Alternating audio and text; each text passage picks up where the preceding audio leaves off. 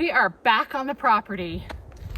It is spring, just the very end of March or April 1st actually is on Saturday, and it's Thursday, so we're, what, the 30th?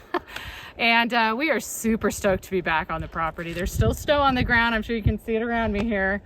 But we have been working hard the last few days, getting things ready to go and burning. Rich has been burning like a crazy person and working hard on that.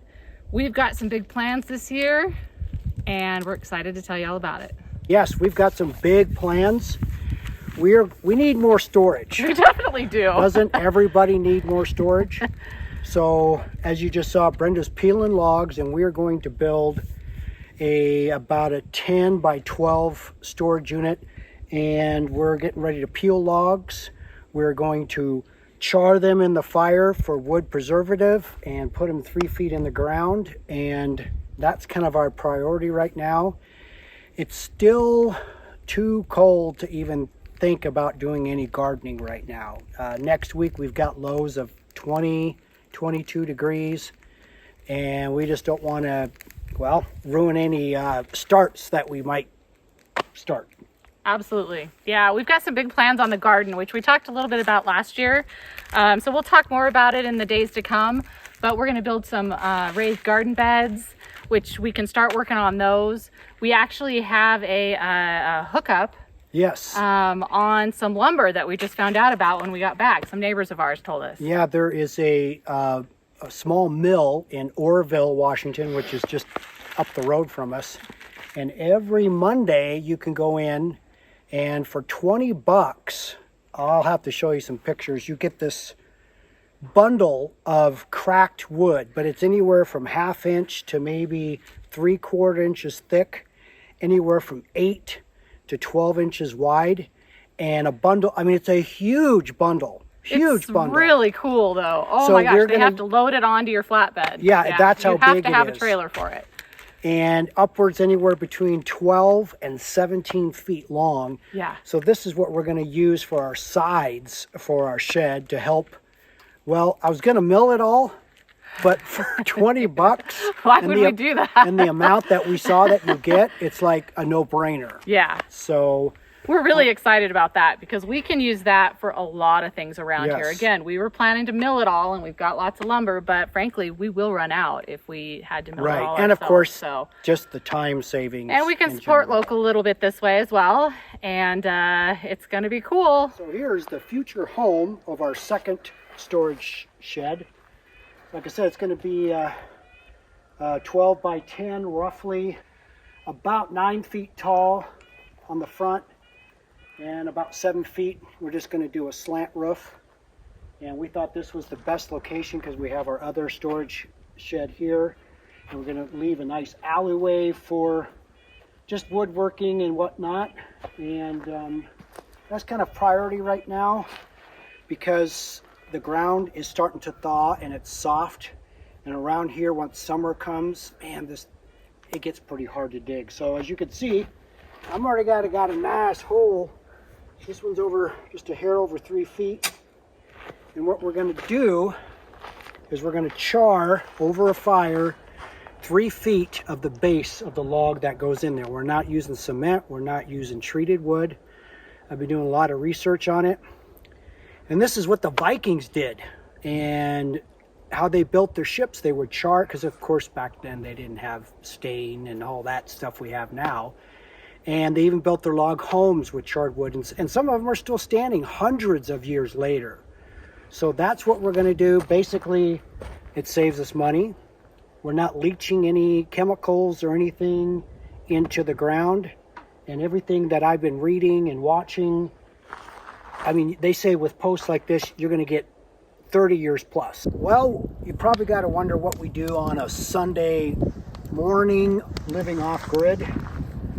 We're going to peel logs, burn logs, and this one actually is going to be for our Starlink satellite. So what we're going to do, we're going to peel it, we're going to burn it halfway down, stick it in the ground, and get our Starlink off the ground.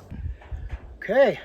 One custom Starlink pole installed, and we're gonna stretch the cable out so no critters can chew on our cable, and that'll work. And then I can unloosen these when we go to the Baja this winter, and we can take Starlink with us. But this is going to be its home for the summer.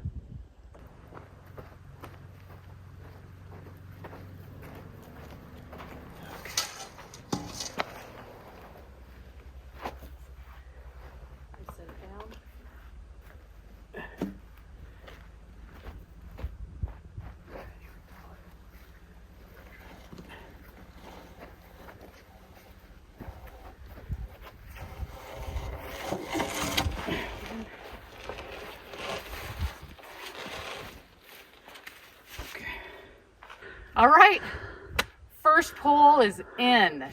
We got it cut, stripped, charred, and in the hole. It's about 3 feet deep in there.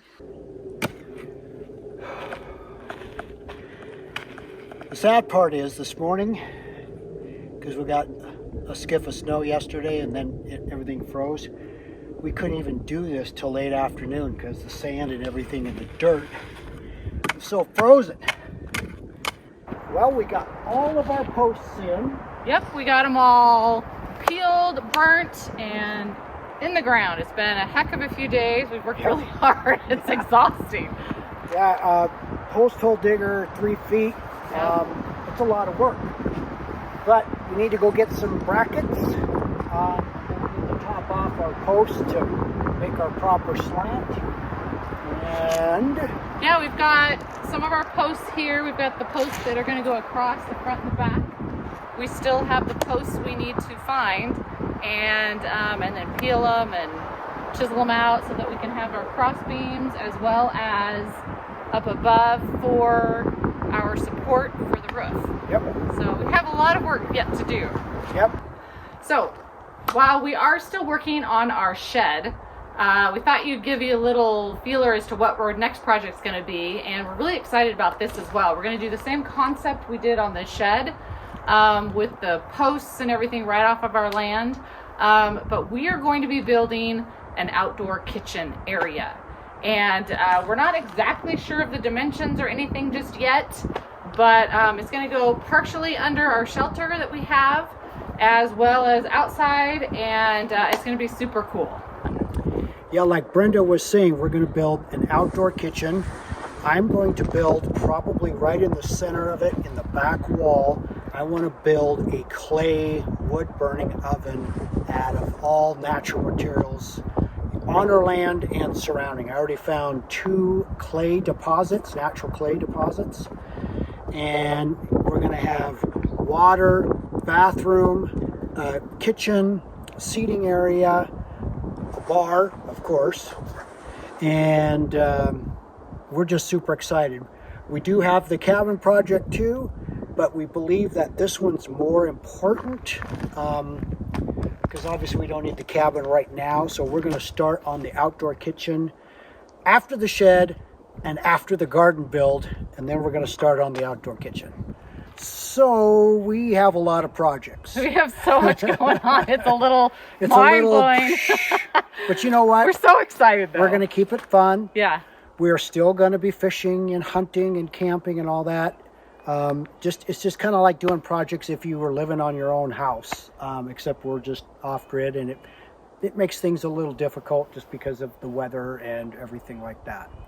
So that'll do it for this episode. Check in next time where hopefully we'll have more going on our shed project and be getting that wrapped up. And turkey season opens up in a week, and hopefully I'll get some good footage of us getting some wild turkey that are just right over here. Yeah. We'll see you next time.